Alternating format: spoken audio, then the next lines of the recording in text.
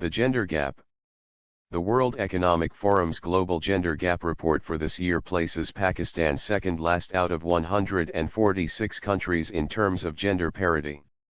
According to the report, based on the progress made to close the gender gap in South Asia, it will take another 197 years to reach gender parity. Pakistan is consistently ranked at the bottom among other countries in the region across various indicators. The country's depressing performance should be an eye-opening moment for the government as well as society as a whole. As a nation, we are under the gross misconception, propagated from time to time by politicians and other privileged people, that women enjoy a unique status in Pakistan born out of respect and honor. But the fact is that women are respected as long as they are confined within the four walls of their homes. And even then, they are subjected to horrific physical, sexual, and financial abuse by the men in their families. Every year, international reports pertaining to gender equality shatter our national misconceptions by placing Pakistan amongst the worst countries for women. While we are quick to point out measures taken to increase women's participation in the workforce, such as women's quota in the civil service, very little effort is made to ensure that workplaces are female-friendly.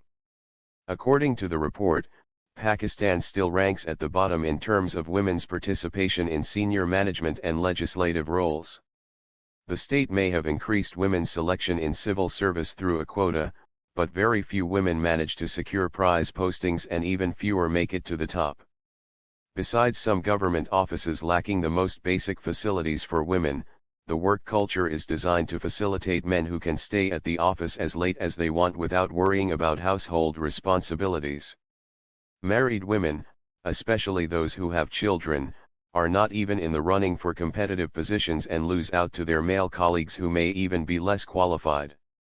In terms of economic participation and opportunity, Pakistan ranks second from the bottom and 135th in the educational attainment category. Pakistan is among the lowest scoring countries globally for health and survival. The Global Gender Gap Report reflects the country's dismal statistics related to women across all walks of life.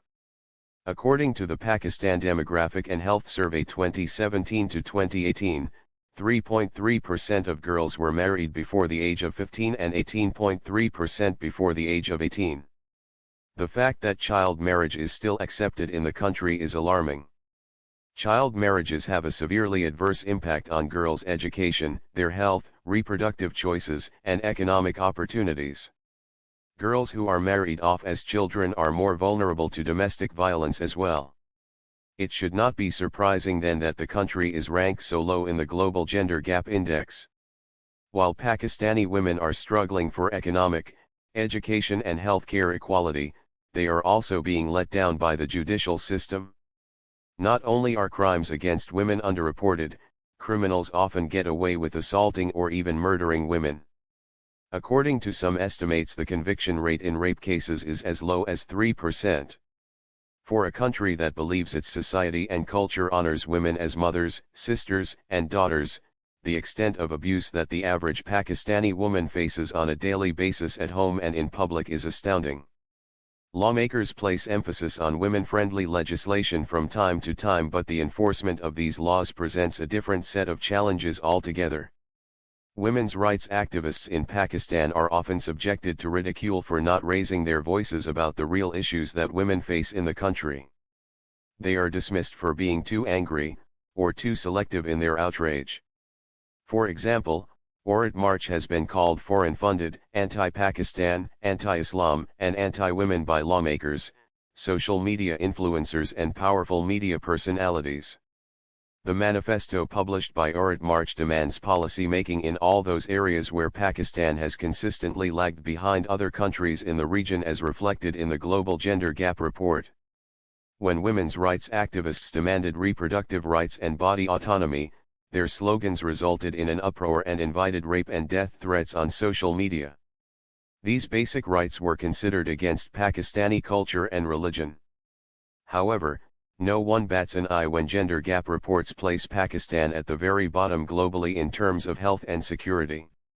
The same people who dismiss women's rights activism will remain apathetic to how their country, its culture, and society treat women.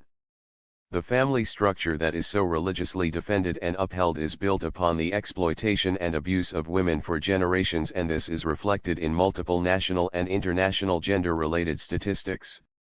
Pakistan's respect for women is unfortunately a figment of imagination of those who do not want to see radical cultural and institutional change in the way women are treated in the country.